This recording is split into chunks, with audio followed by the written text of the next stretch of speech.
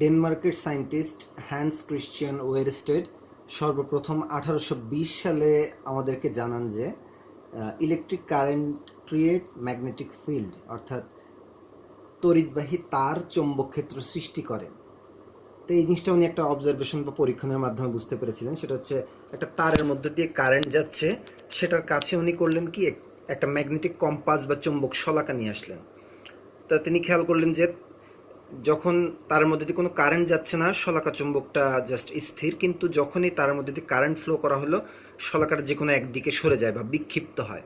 তিনি আরও খেয়াল করলেন যে কারেন্টের প্রবাহের দিক যদি চেঞ্জ করে দেওয়া হয়, তার বিক্ষেপের দিকও চেঞ্জ হয়ে যায়।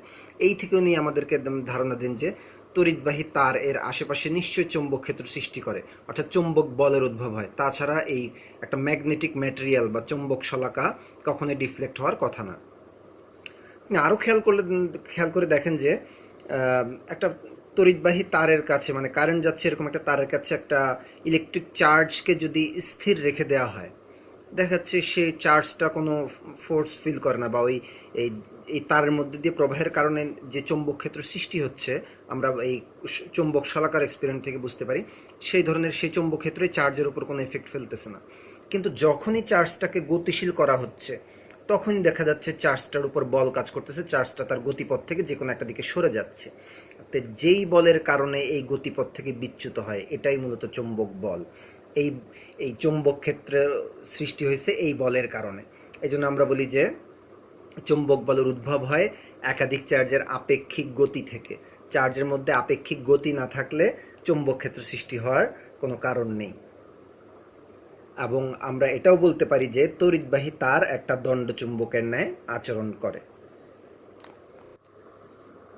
এই তড়িৎবাহী তার কিভাবে চৌম্বক বল সৃষ্টি করতেছে সেটা আমরা বুঝতে পারবো যদি একটা তড়িৎবাহী তার বা কারেন্ট যাচ্ছে একটা তারের ভিতরে অ্যাকচুয়ালি কী ঘটতেছে সেটা ভালো মতো খেয়াল করি। তা নর্মালি একটা তারের মধ্যে যেটা দেখা যায় যে পজিটিভ চার্জ স্থির আর নেগেটিভ চার্জ বা ইলেকট্রন যে কোনো একটা দিকে গতিশীল থাকে, যেটা হচ্ছে আমরা তড়িৎ প্রবাহ বলি। তা এই অবস্থায় এই এই পজিটিভ চার্জ বা নেগেটিভ চার্জের ডিস্টেন্স এমন সুষমভাবে বন্টন থাকে যে ওটার জন্য আশেপাশে কোনো স্থির চার্জ থাকলে সেই স্থির চার্জের উপর নেট কোনো বল বা ফোর্স কাজ করে না। তো এই জন্য স্থির চার্জটা কোনো বল অনুভব করে না। কিন্তু এই তড়িৎবাহী তার অর্থাৎ কারেন্ট যাচ্ছে ওরকম একটা তারের কাছে যদি একটা চার্জকে যদি গতিশীল করি, তা গতিশীল অবস্থায় দেখা যাবে যে এই চার্জের সাপেক্ষে, অর্থাৎ এই চার্জের এখান থেকে যদি ওই চার্জগুলোর, অর্থাৎ এই স্থির পজিটিভ চার্জগুলোর দিকে যদি আমরা একটু খেয়াল করা যায়, দেখা যাবে যে তাদের দূরত্ব কমে গিয়ে তারা একটু ঘনীভূত হচ্ছে বলে মনে হবে। এই জিনিসটা একমাত্র তখনই মনে হবে যখন চার্জটা গতিশীল। এটার অ্যাকচুয়াল কারণটা বা ব্যাখ্যা করা যে হচ্ছে আইনস্টাইনের বিখ্যাত আপেক্ষিকতা তত্ত্বের সাহায্যে, অর্থাৎ দৈর্ঘ্যের আপেক্ষিকতা, সময়ের আপেক্ষিকতা এবং ভরের আপেক্ষিকতা। তার মধ্যে এক্ষেত্রে যে ঘটনাটা ঘটে সেটা হচ্ছে লেন্থ কন্ট্রাকশন, বা আমরা যেটা বলি কি দৈর্ঘ্যের আপেক্ষিকতা। যে দুটি কাঠামো পরস্পরের সাপেক্ষে যদি আপেক্ষিক বেগ থাকে, অর্থাৎ আগে ছিল চার্জ স্থির, ওইখানকার পজিটিভ চার্জ স্থির, যার কারণে তাদের মধ্যে আপেক্ষিক বেগ জিরো। কিন্তু যখন চার্জ গতিশীল, তখন ওইটাই স্থির থাকলেও চার্জ গতিশীল থাকার কারণে তাদের মধ্যে একটা আপেক্ষিক বেগ সৃষ্টি হয়েছে, যার কারণে এক কাঠামো থেকে অন্য কাঠামোর দিকে তাকালে তার দৈর্ঘ্য বা দূরত্বটা কম মনে হবে। তা এই যেহেতু পজিটিভ চার্জের ফিল করার ব্যাপার স্যাপার, তাহলে পজিটিভ চার্জ থেকে যদি ওদিকে খেয়াল করা হয়, তাদের এই স্থির চার্জগুলোর দূরত্ব কমে যাচ্ছে বলে মনে হবে। যেটা তোমরা ইজিলি বুঝতে পারো যে তুমি যখন বাসে বা গাড়িতে করে রাস্তার পাশ দিয়ে যাচ্ছ, পাশের গাছগুলোর দূরত্ব কেমন জানি নর্মালের চেয়ে একটু কম মনে হবে গতিশীল থাকা অবস্থায়। তো এই জিনিসটা, এটাকে আমরা বলি লেন্থ কন্ট্রাকশন বা দৈর্ঘ্যের আপেক্ষিকতা। যে পরস্পরের সাপেক্ষে আপেক্ষিক বেগ আছে এরকম দুইটা কাঠামোর একটা থেকে অন্যটার দিকে অবজার্ভ করলে বা পর্যবেক্ষণ করলে তার দৈর্ঘ্যটা কম মনে হবে। যার কারণে এই ঘনীভূত হওয়া চার্জের কারণে এই গতিশীল চার্জ একটা ফোর্স ফিল করবে, বিকর্ষণ বল অনুভব করবে, যার কারণে তার গতিপথ থেকে এই দিকে বিচ্যুত হয়ে যাবে বলের কারণে, অর্থাৎ এই দিকে লম্ব বরাবর ফোর্সটা কাজ করবে, এই গতিপথ থেকে বিচ্যুত হয়ে এইদিকে চলে আসবে। এই বলটাই হচ্ছে চৌম্বক বল। অর্থাৎ এই তড়িৎ প্রবাহ থেকে চৌম্বক বল উদ্ভবের মূল কারণটা হচ্ছে ব্যাখ্যা করা যায় কিসের মাধ্যমে, দৈর্ঘ্যের আপেক্ষিকতা। অর্থাৎ এই পর্যবেক্ষণরত চার্জের সাপেক্ষে তারের মধ্যকার পজিটিভ চার্জগুলার দৈর্ঘ্য সংকোচনের কারণে উদ্ভূত লব্ধি বলটাই হচ্ছে চৌম্বক বল।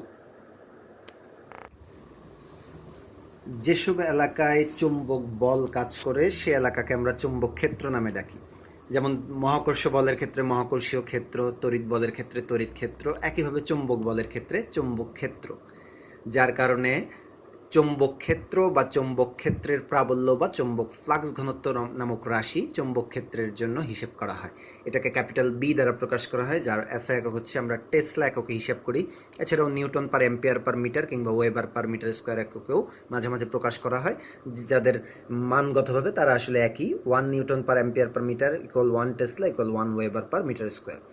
তো এই বিয়ের হিসাবটা মানে এই চৌম্বক ক্ষেত্র বি এর হিসাবটাই হচ্ছে মূলত এই টোটাল ইলেকট্রোম্যাগনেটিজম পার্টের সবচেয়ে গুরুত্বপূর্ণ বিষয়। এই বি সম্পর্কে ক্লিয়ারলি ধারণা না থাকলে আমরা চৌম্বক ক্ষেত্রের মানে কেন কিভাবে বিভিন্ন ঘটনা ঘটে এটা ব্যাখ্যা করতে পারি না, যার কারণে এই বি এর সংজ্ঞাটা কিভাবে দেওয়া হয়েছে বা বিকে কিভাবে ডিফাইন করা হয়েছে সেটা একটু জেনে নিয়ে তারপর আমরা পরের জিনিসগুলো বুঝতে পারবো।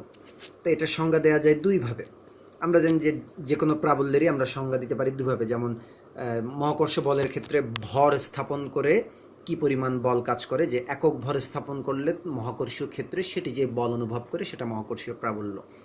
তড়িৎ ক্ষেত্রে কোনো বিন্দুতে একক ধনাত্মক আধান স্থাপন করলে যেই বল অনুভব করে সেটা তড়িৎ ক্ষেত্রের তীব্রতা বা প্রাবল্য। চুম্বক বলের ক্ষেত্রেও আধানের মাধ্যমে হিসেব করা হয়, কিন্তু হিসেবটা একটু ভিন্ন। আর অন্যান্য ক্ষেত্রের মতোই এক্ষেত্রেও চুম্বক বল মানে বলরেখা বা ফ্লাক্সের মাধ্যমে সংজ্ঞা দেওয়া যায়। তড়িৎ বলরেখা বা তড়িৎ ফ্লাক্সের মাধ্যমে যেখানে তড়িৎ ক্ষেত্রের সংজ্ঞা দেওয়া যায়, চুম্বক ক্ষেত্রের জন্য একই রকম সংজ্ঞা আছে, যার কারণে এই চুম্বক ফ্লাক্স ঘনত্ব নামক নামটা এসেছে। তাই সংজ্ঞা দুটো আমি এভাবে বলি যে চুম্বক ক্ষেত্রের দিকের সাথে লম্বভাবে একক আধান একক বেগে গতিশীল করলে সেটি যে বল অনুভব করে তাই হলো ওই চৌম্বক ক্ষেত্রের তীব্রতা বা প্রাবল্য। যার কারণে এই কোয়েশনটাকে লিখতে পারি এইভাবে যে B equal F divided by Q V sine theta. একক আধান একক বেগে চৌম্বক ক্ষেত্রের দিকের সাথে লম্বভাবে, অর্থাৎ Q1 V1 sine theta equal 1 হলে বি ইকুয়াল টু এফ হয়। অর্থাৎ একক আধান একক বেগে লম্বভাবে গতিশীল করলে যেই পরিমাণ বল কাজ করবে সেই বলটাকেই আমি বলতে পারবো ওই ওই বিন্দুতে চৌম্বক ক্ষেত্রের তীব্রতা বা প্রাবল্য। একইভাবে ফ্লাক্সের মাধ্যমে যখন সংজ্ঞা দিতে যাব এই চৌম্বক ক্ষেত্রের, তখন হিসাবটা হবে যে ফ্লাক্সের হিসাব সবসময় হচ্ছে যে তলের উপর লম্বভাবে কি পরিমাণ ফ্লাক্স বা বলরেখা আপতিত হচ্ছে সেটার হিসাব থেকে। এটা হিসাব করা হয় যে চৌম্বক বলরেখার দিক বা চৌম্বক বলের দিকের সাথে লম্বভাবে একটা তল স্থাপন করা হয়েছে। সে তলের লম্ব বরাবর সে তলের ক্ষেত্রফল যদি এ হয়, আমরা যদি হিসাব করি এ ক্ষেত্রফলে আপতিত ফ্লাক্সের পরিমাণ হচ্ছে ফাই। চৌম্বক বলরেখা বা ফ্লাক্সের পরিমাণকে ফাই দ্বারা প্রকাশ করা হয়, যেটার একক হচ্ছে ওয়েবার। এই এ ক্ষেত্রফলে চৌম্বক ফ্লাক্স আপতিত হচ্ছে ফাই, তাহলে একক ক্ষেত্রফলে আপতিত ফ্লাক্সের পরিমাণ হবে ফাই বাই এ, যার কারণে বি ইকুয়াল ফাই বাই এ। একক আমরা পাই ওয়েবার পার মিটার স্কোয়ার, যেখানে চৌম্বক ফ্লাক্সের একক ওয়েবার এবং ক্ষেত্রফলের একক মিটার স্কোয়ার। অবশ্যই এক্ষেত্রে খেয়াল রাখতে হবে যে যে তলটা আমরা হিসাব করতেছি সেই তলটাকে ধরতে হবে অবশ্যই চৌম্বক ক্ষেত্রের দিকের সাথে লম্ব বরাবর, অর্থাৎ লম্বভাবে আপতিত ফ্লাক্সের পরিমাণ থেকেও চৌম্বক ক্ষেত্রের সংজ্ঞা দেওয়া যায়।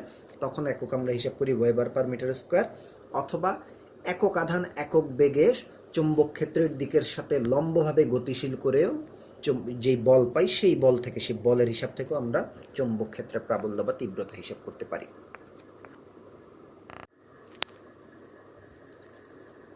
এখন একটা তড়িৎবাহী তারের মধ্য দিয়ে কারেন্ট গেলে এটার আশেপাশের কোনো বিন্দুতে চুম্বক ক্ষেত্রের মান কেমন হবে এটা আমরা হিসেব করতে পারি হচ্ছে বায়ার-সেভার্ট ল এর মাধ্যমে।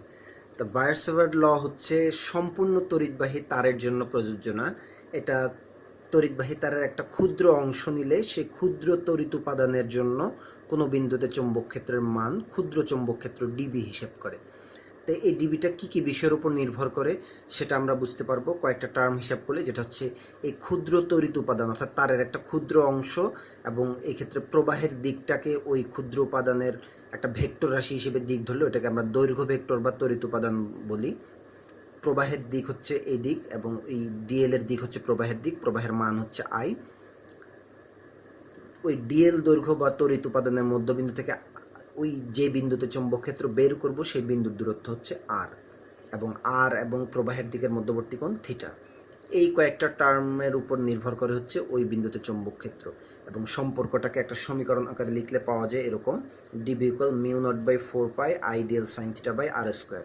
এখানে মিউ নট বাই 4 পাই একটা কনস্ট্যান্ট, যেটা হচ্ছে শূন্য মাধ্যমের, এই মিউ নটকে বলা হয় শূন্য মাধ্যমের চৌম্বক প্রবেশ্যতা বা ম্যাগনেটিক পারমিয়াবিলিটি, যার মান শূন্য মাধ্যমের জন্য পাওয়া যায় মিউ নটের মান 4 × 10⁻⁷ টেসলা মিটার পার অ্যাম্পিয়ার, অথবা নিউটন পার অ্যাম্পিয়ার স্কোয়ার এই এককেও লেখা যায়।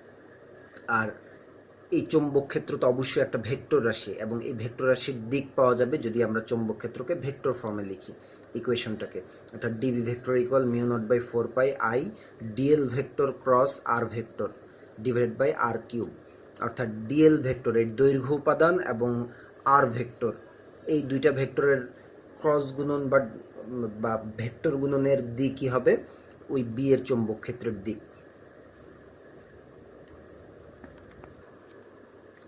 তাহলে এক কথায় বললে এই চৌম্বক ক্ষেত্রের মান ডিএল ক্ষুদ্র উপাদান তড়িৎ উপাদানের জন্য আর দূরত্বের কোনো বিন্দুতে চৌম্বক ক্ষেত্রের মান ওই প্রবাহের সমানুপাতিক, তড়িৎ উপাদানের দৈর্ঘ্যের সমানুপাতিক, তড়িৎ উপাদানের দিক এবং হচ্ছে তড়িৎ প্রবাহের দিক এবং আর মধ্যবর্তী কোণের সাইন থিটার সমানুপাতিক, এবং মধ্যবর্তী দূরত্বের অর্থাৎ আর দূরত্বের বর্গের ব্যস্তানুপাতিক। এবং ভেক্টর ফর্মে লিখলে mu naught by 4 pi I DL vector cross R vector divide by R cube. এই ডিএল ভেক্টর এবং আর ভেক্টরের ক্রস গুণনের দিক থেকেই আমরা ভেক্টরের দিক পাবো, অর্থাৎ চৌম্বক ক্ষেত্রের দিক পাবো, এবং মানের জন্য আমরা এই সমীকরণ ব্যবহার করতে পারবো, mu naught by 4 pi ideal sine theta by R square.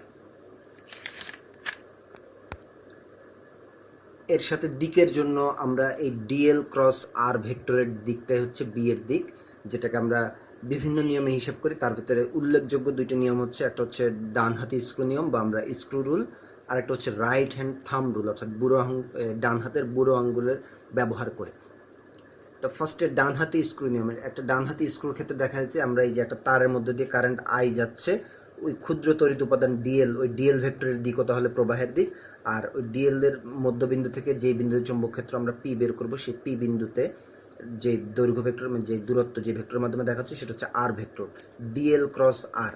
তাহলে ডিএল ক্রস আর এর এই বিন্দুতে একটি ডান হাতি স্ক্রু স্থাপন করে সেটাকে ঘোরালে স্ক্রুটা উপরের দিকে উঠে আসবে, আর যদি উল্টো দিকে ঘোরাই তাহলে নিচের দিকে নামবে।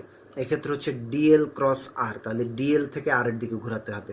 তাহলে আমি ডিএল হচ্ছে এখানে ডিএল থেকে আর এর দিকে, অর্থাৎ এই দিকে যদি ঘোরানো হয়, এই দিকে ডিএল ক্রস আর, এই দিকে ঘোরালে একটা স্ক্রু ভেতরের দিকে যাবে, অর্থাৎ এই বিন্দুর চৌম্বক ক্ষেত্রের দিক হবে ভেতরের দিক। তো একটা ভেতরের দিক বোঝানোর জন্য এই তলের ভেতরের দিক বা তলের বাইরের দিক, তলের লম্ব বরাবর বাইরে কিংবা ভেতরে, এই দিকটা বোঝানোর জন্য আমরা দুইটা চিহ্ন ব্যবহার করি। এটা অ্যাকচুয়ালি একটা তীরের সামনের পাশ সামনের পাশ একবারে সরু বা সরু থাকে, আর পেছনের পাশ হচ্ছে অনেকটা ওই যে পালক লাগানো থাকতে দেখতে ক্রসের মতো। তাহলে সামনের পাশ যদি আমরা দেখি যে বাইরের পাশটা, যেমন এই কলমের ক্ষেত্রে বাইরের পাশটা বের হয়ে আসতেছে, এটা ডট, আর পেছনের পাশে ডট থাকবে না, পালকের ক্ষেত্রে এই জন্য ক্রস থাকবে। তাহলে তলের ভেতরের দিক বা ইনওয়ার্ড হলে আমরা ক্রস চিহ্ন ব্যবহার করব, তলের লম্ব বরাবর ভেতরের দিক, আর ডট চিহ্ন দ্বারা বোঝাবো হচ্ছে তলের লম্ব বরাবর বাইরের দিক। তো এটা তো ক্রস গুণনের মাধ্যমে আমরা ডিএল ক্রস আর, ডিএল থেকে আর এর দিকে ঘোরালে তাহলে ভেতরের দিক হবে ইনওয়ার্ড, আর যদি প্রবাহ উল্টা দিকে, প্রবাহের দিক চেঞ্জ করে দেওয়া, তখন ডিএল এর দিক হবে এদিক, তখন ডিএল থেকে আর এর দিকে ঘোরালে আউটওয়ার্ড হবে। তাই তার চেয়ে বেশি সহজ হচ্ছে রাইট হ্যান্ড থাম রুল, অর্থাৎ ডান হাতের বুড়ো আঙ্গুল ব্যবহার করে। এটা দ্বারাই সাধারণত সবচেয়ে বেশি প্রয়োগ করা হয়, বা সব ক্ষেত্রে এটাই বেশি ব্যবহৃত হয়। তো এটার হিসাবটা হচ্ছে যে ডান হাতের বুড়ো আঙ্গুলটা তড়িৎ প্রবাহের দিক বরাবর প্লেস করতে হবে। তড়িৎ প্রবাহের দিক বরাবর ডান হাতের বুড়ো আঙ্গুলটা আমরা রাখবো, রাখার পর এই হাতের এই আঙ্গুলগুলোকে কার্ল করব। ডান হাতের বুড়ো আঙ্গুল তড়িৎ প্রবাহের দিক, এই আঙ্গুলগুলো কার্ল করব বা ঘোরাবো। এই কার্ল করতে গেলে দেখা যাবে যে এই পি বিন্দুতে কার্ল করে ঢুকতেছে, মানে তলের লম্বা বরাবর ভেতরে ঢুকতেছে, তার মানে পি বিন্দুতে হচ্ছে চৌম্বক ক্ষেত্রের দিক হবে ইনওয়ার্ড। আর একইভাবে বাম পাশের কিউ বিন্দু যদি বের করতে চাই, তাহলে এই ক্ষেত্রে আবার একই হিসাব, ডান হাতের বুড়ো আঙ্গুল তড়িৎ প্রবাহের দিক বরাবর প্লেস করব, তারপরে এই আঙ্গুলগুলো কার্ল করে করে করে করে যখন এই তড়িৎ প্রবাহের দিকের সাথে এই বিন্দু যখন আসবে, তখন এই বিন্দুতে হচ্ছে যে কার্ল করে আঙ্গুলগুলো বাইরের দিকে আসতেছে, অর্থাৎ কিউ বিন্দুতে চৌম্বক ক্ষেত্রের দিক হবে আউটওয়ার্ড, এই জন্য এটা ডট দিয়ে দেখানো হয়েছে। এই বিন্দুতে আঙ্গুল তড়িৎ প্রবাহের দিক বরাবর আঙ্গুল রাখলে কার্ল করে আঙ্গুল ভেতরের দিকে ঢোকে, কিন্তু এই বিন্দুতে কার্ল করে আঙ্গুল বাইরের দিকে আসে, যার কারণে ডান পাশের এই পি বিন্দুতে চৌম্বক ক্ষেত্র ভেতরের দিক বা ইনওয়ার্ড ক্রস চিহ্ন দ্বারা দেখানো হয়েছে, এবং বাম পাশে আউটওয়ার্ড সেটা হচ্ছে বাইরের দিক এই ডট চিহ্ন দ্বারা দেখানো হয়েছে। আর কিন্তু সবসময় মনে রাখতে হবে যে এই ডিএল এবং আর এর ক্রস গুণফলের দিক হচ্ছে, অর্থাৎ ডিবি হচ্ছে প্রত্যেকটা ভেক্টরের লম্ব দিকে থাকে, অর্থাৎ ডিবির সঙ্গে ডিএল এর দিকও লম্ব দিক, চৌম্বক ক্ষেত্রের দিক এবং প্রবাহের দিক সবসময় লম্ব, চৌম্বক ক্ষেত্রের দিক এবং ওই দৈর্ঘ্য ব্যাসার্ধ ভেক্টর যেটা বা আর ভেক্টর এটার দিকও লম্ব দিক। এভাবে আমরা চৌম্বক ক্ষেত্রের দিকের হিসাবও করতে পারি। মানের হিসাবের জন্য μ0/4 ideal sine theta by R square, আর দিকের হিসাব আমরা এই ডিএল ক্রস আর এর দিক থেকেই পাবো, কিন্তু সেটা আমরা স্ক্রু রুল দিয়েও করতে পারি কিংবা রাইট হ্যান্ড থাম্ব রুল দিয়েও করতে পারি, তবে সবচেয়ে বেশি প্রচলিত হচ্ছে রাইট হ্যান্ড থাম্ব রুল।